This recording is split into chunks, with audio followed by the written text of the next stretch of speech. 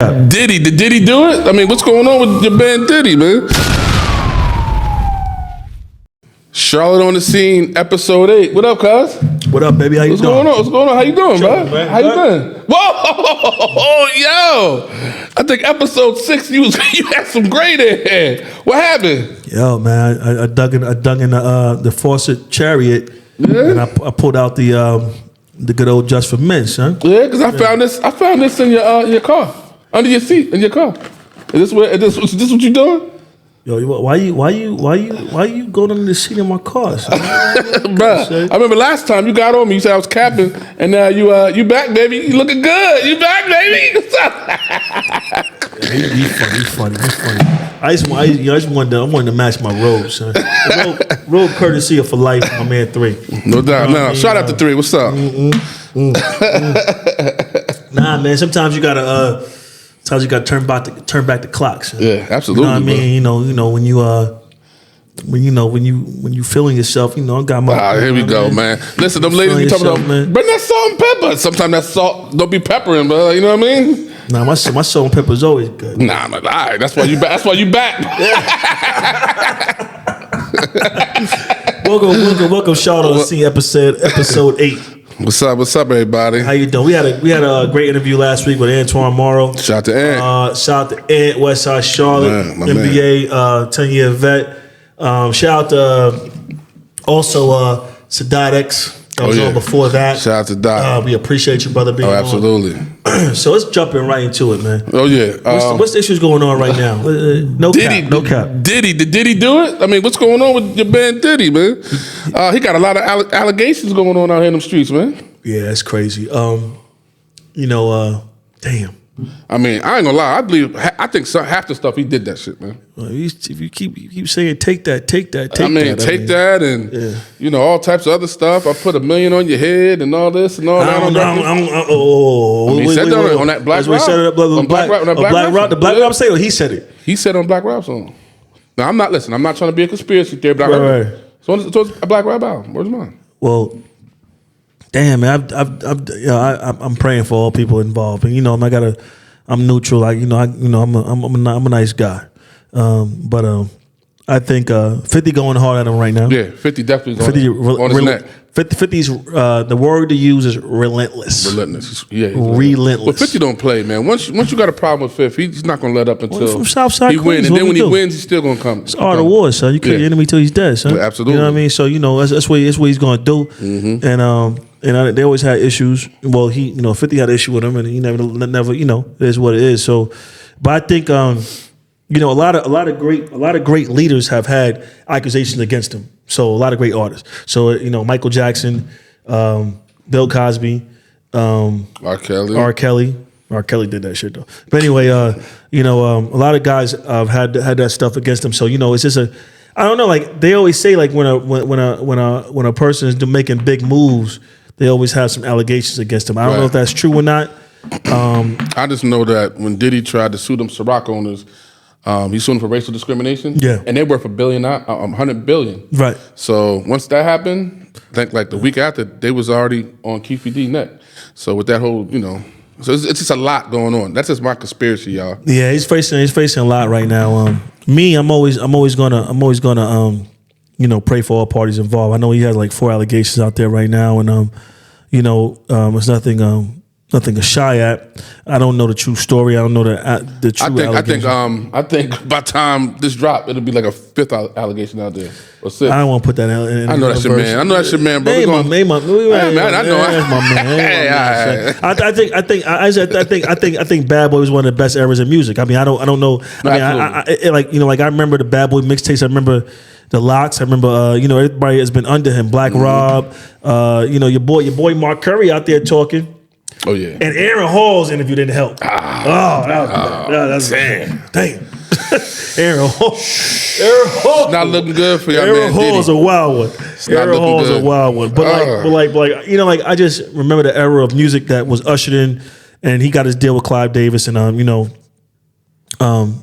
that era was big in hip hop. Absolutely, very big. It birthed a lot of great superstars out of there. So I hate to see anything, to see a throne go through the type of thing. Like, we had Motown. We've had very few black labels that have been on that level of Bad Boy. Motown is one of them. Mm-hmm. Motown was a lot bigger, I think, personally. But for the era of time, but Bad Boy changed the era. You know what I mean? So if it was anybody else, I hate to see them, go through that. I'm always, about my people. Absolutely. You know what I'm saying? But if he did do it, he deserved everything coming. What you got, man? Shots fired, man. Yeah, shot man down, bro. Shots fired, man down. You wild, L. I mean, man, listen, we're going to get to it. Charleston, baby. Go on and say.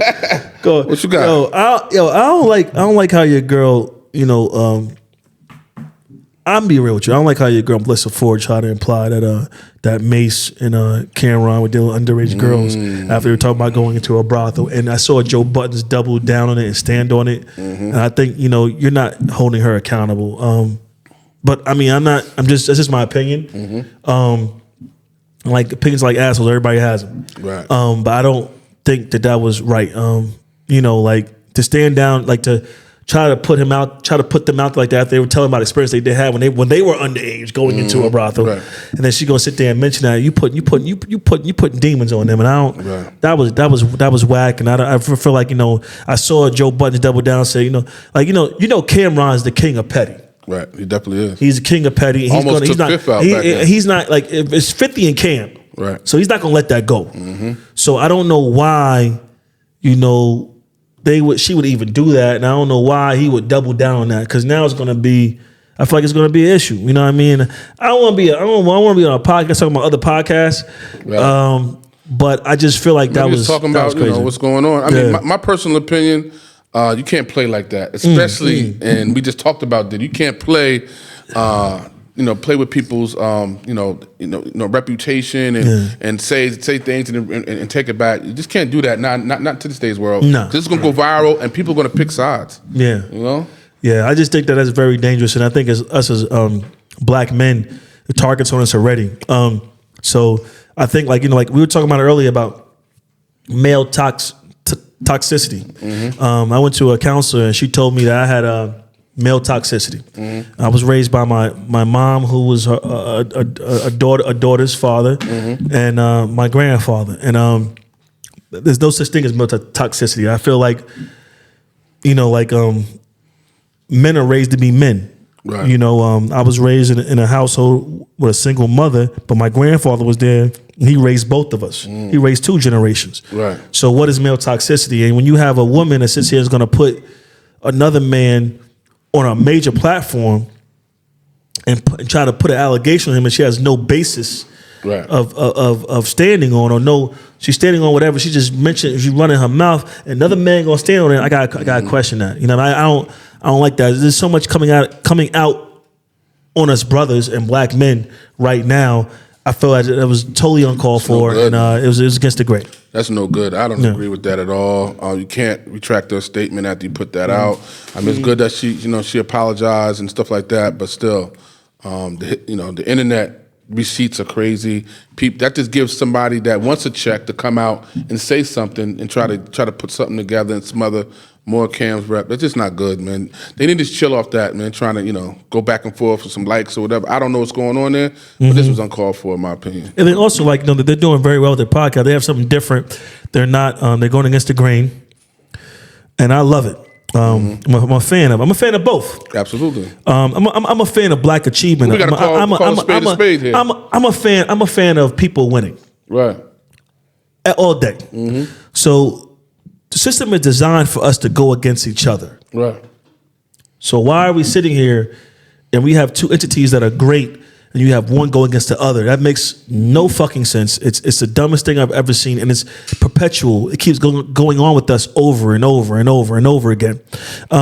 There's enough room for everybody to win, enough room for everybody to breathe, enough room for everybody to do great. But to sit here and play the part over and over again of us going against each other, it's horrible. It's sandbosh, and I hate it. And I'm a fan of both. Joe Budden's podcast is revolutionary, and Cam and Mase's podcast is, in a short span, it's revolutionary already. Right. So why are we there's I remember one time my mom, too long-winded. My mom had me watch the movie of Isaiah Thomas on Channel 11 in New York City one time. And Isaiah Thomas was sitting here and his mother, it was the movie, but his mother took a glass of picks. And the picks were together. And she tried to break a bunch of picks and couldn't break it. And then took one pick and broke it in half. And so the lesson was, if you stay together, it's hard to break us. But when you by yourself, it's easy to break. Well, the only thing I can say is that there's always money in war. You know, every single time somebody beefs, where it be the Cowboys and the Eagles playing, where it be, you know, the Biggie and Pac, the other people, they make the money. A lot of people make money off that, man. So it's always money in war, man. When some, you know, we go overseas and we do our war thing and we do, it's just money there, man. So, but is money worth us fighting over? Like, no, it's not. Money is an intrinsic thing. Like, if you look at the Egyptians, a famous verse from Nas. They just robbed their grave. I'd rather be alive than paid. From when I was called history's name. Some will fall, but I rise, thug or die. Make some choices to turn my future under the sky. You know what I'm saying? Like, they just robbed their grave. I'd rather be alive and paid. I'm gonna say it again. Like, no matter what you get in life, you're not gonna have it once you go. Correct. So the only thing you leave in life is your legacy, your experiences, your energy to others to grow off of. And you still have energy because energy is always transformed. But like, what are we doing if we're sitting here and putting our money all in intrinsic value and not into the energy of our children, youth, family, and you know, and our businesses and what we're trying to do? Like, I think the biggest thing in the world is like when you die, you have people and you know about them after they pass because they left a legacy. And some of them died poor. Some of them died desolate, but they left masterpieces. Well, you know what? I'm going to say it like this. All of them on both sides, they all been in beefs and been in situations where they probably made a lot of cash off of talking a little greasy. So right now, I guess the numbers is up on both sides, and let's just see if they let it die down. I hope it don't get to no other place, man. Nah, I mean, you know, Joe Budden wears sandals and Cam bought his money. So I don't think nobody's trying really like Joe Budden's in a good place. He's one of the greatest. People don't give respect to Joey. He's one of the greatest lyricists. Joey can spit. Plus he's from Jersey too. Shout out Joe Buttons and Joey just be chilling. Like, I see him. It wasn't a dig at him wearing sandals, but Joey just be chilling. He living his life. I see it. I remember the old Joe Buttons. You know what I'm saying?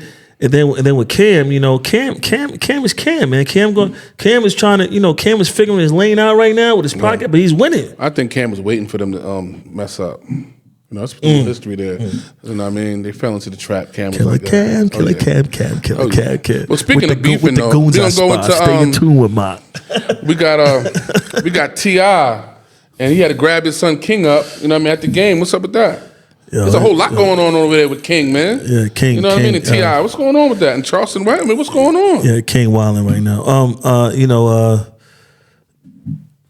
I'm gonna let you know. Like, I think, I see like T.I. trying to raise his son, and his son wants to be a star and do what he wants to do. And I see T.I. trying to raise a man before he gets into those lights. You think that his son wants to be hood, wants to be in the street? Maybe so. But I think at the end of the day, you know, a father can only do so much before you know, he can't do anything at all. And I think he's trying to get to that point where he's like, yo, look, son, I'm doing everything I can for you. But at the end of the day, you know, I can only do what I can do. Right. You know what I mean? Because you are always one mistake away from changing your life. One bad decision can change your life. Absolutely. And that's why I see T.I. telling him, like, you know, yeah, you want to do this, but do you want to do that? Because you could be in the wrong pocket. You know what I'm saying? And anything can happen. Right.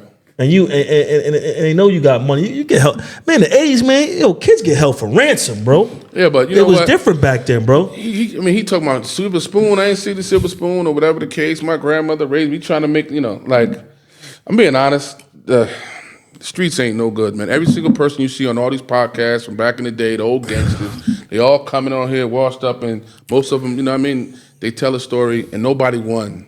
Nobody won out of it. So, you know, Frank Matthews won. I get it that I get that everybody want to be the tough guy, everybody want to see them streets, but the streets don't have no mercy. So I'm just gonna leave it at that. You know I never want to, you know, like I said, I don't portray myself as being from the streets. I've been around some stuff, but I had good parents, and they kept me away from the bullshit. And I definitely appreciate not being around a lot of the bullshit. Seen some bullshit, but life has been, you know, okay. And those streets are treacherous and relentless, and you don't want that on your head. You know, we all done lost people before people shouldn't have even been here. Oh, they should be here with us right now, toasting up. Yeah, absolutely. You know what I'm saying? That's great. Yeah, so, absolutely. Listen, they have no mercy, man. No. He just needed, you know, listen. He needed to go to J. Cole route. If he's trying to, you know, get into the music game and all that, do something on that lane. Don't try to be something that you're not. That's just what I see.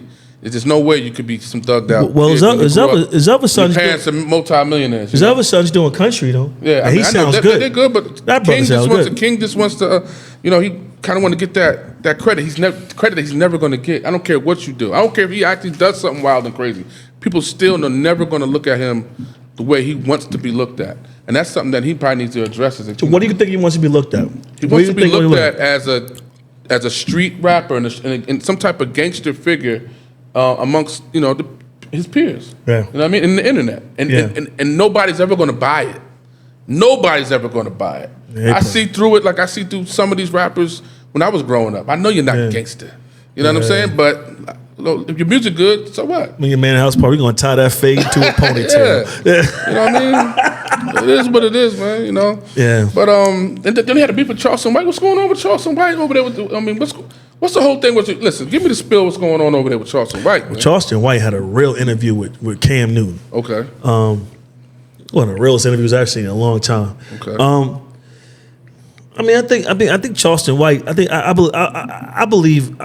I like Charleston White. I do. I think he what he says is, it's delivered very potently. It's delivered. It's not. You're not gonna like the way it's delivered, but at the same time, I mean, a lot of stuff he's saying is truthful. And like one thing he said that I really do agree with is that, listen, we go into spots all the time and listen to melodic rap music right now. Melodic rap music to me is you know, I'm not naming artists because I don't want to take away from their success because I don't believe in doing that. Mm-hmm. But at the end of the day, like, a lot of rap music right now is about drugs, prostitution of women or women having sex, misogynistic, a lot of stuff. And it's constant. It's like a melodic. It's not even like rap. It's like now there's like a chant. And you know, one thing he said is that if you're gonna try to silence me, but then you're gonna sit here and when you go into a club every day or a bar every day, you listen to this stuff all the time and it's in your head, but you won't silence that. You don't like my delivery, but you'll take that all day, and it's the truth. Like sometimes when I go into my favorite bar or bars I like to go to, I don't want to hear it. I want to hear love. I want to hear 80s R&B. I want to hear 90s R&B. I want to hear shit about that's like really like productive for the culture. One of my favorite songs is The Optimistic. You can win as long as you keep your head to the sky. That's a good workout song too. The Optimistic. You can. I can't sing and shit, but like it's. I love positive music. A lot of this stuff is just chanting drugs and you know a lot. You like all them Negro anthems, huh? You know what I mean? You said what? Like them Negro anthems, like the Alabama song. You know what I mean? Like, I just feel like at the end of the day, I think there's a frequency has to be turned because like Georgia. Rest in peace, Ray. Rest in peace, Ray. I think that there's a frequency that has to be turned, that has to be differently. I think like we need to be more uplifting with the music. Now I might sound my man, like my man J. Cole is killing right now. Right. J. Cole's verses on there is nobody that's bodied verses like J. Cole right now, son. Cole world, son. He's a master. Cole world. He's a student master. of the game. He's a problem, son. He's know a what I mean? problem. Mastered it. And he's given the people that really want something in life, something to hear, man. Yes. You know what I'm saying? Yes. It's all good to listen to some of that gangster stuff, but that's really for workout music and stuff like that, man. And you know what I mean? You in the car or whatever like that, you just chilling, ain't really doing nothing for you. Well, even the mantra of it, it's like his body of work, if you look at his videos, it's all about life experiences. And not every life experience has to be somebody getting shot, somebody getting killed, somebody about getting gangsterism. Like, well, we ain't been through all that shit so much. It's like, you know what I mean? Like, I want some, like, I want to hear some Stacey Lattisaw. So I want to hear some. I want to hear some positive music, some Major Harris. Right. You know what I'm saying? Right. Like, that's why I throw my vinyl in. You know what I'm saying? I like the, you know, like, it's just. You gotta have. Listen, being honest, and this, I'm glad we're talking about this because. It's like we grew up on a different time. We grew up when, there was slow jam. We talked about it in one of our first episodes. It was slow jam. The mood was right. You know what I mean? I mean, now you're soft if you listen to it. You a sucker. You know what I mean? What are you doing? They don't even play. They don't have. Nobody's been making these type of music. You know what I mean? You're not a sucker. You're not a sucker. They are misinformed. Yeah, well, that part. But what I'm saying is that back in the day, it was okay to do all these things. It was good, and it was pumped out to us. By the volumes, you know what I mean? And now it's, they don't either they don't want us to hear it or there's no money involved in it. And when we do get some good records, we gotta find these new artists. We gotta seek and find them. You know what I mean? They give us what we want, and that should be at the forefront. Those artists. So that's one of the things Charleston mentioned. Also, Charleston mentioned he said that Deion Sanders was a sucker because he left to go to Colorado. That's what Charleston White done. All right, now enough of Charleston White. Listen, he got hit on stage. You know what I mean? He had to deal with the microphone. He caught him with the microphone coming up. He hit him with a pop. He had to do with a flower pot, and then with the mic, and then he tried to do the chair thing, but they got to him. No, I think honestly with him is the delivery. It's the delivery and not the actual the substance that he's trying to give to you. And when you got your eyes closed, sometimes you gotta close your eyes and just hear the message and now look at who's delivering it. That's what I'll say. Always. All right, so enough of Charleston White, man. You got enough of our time, Charleston.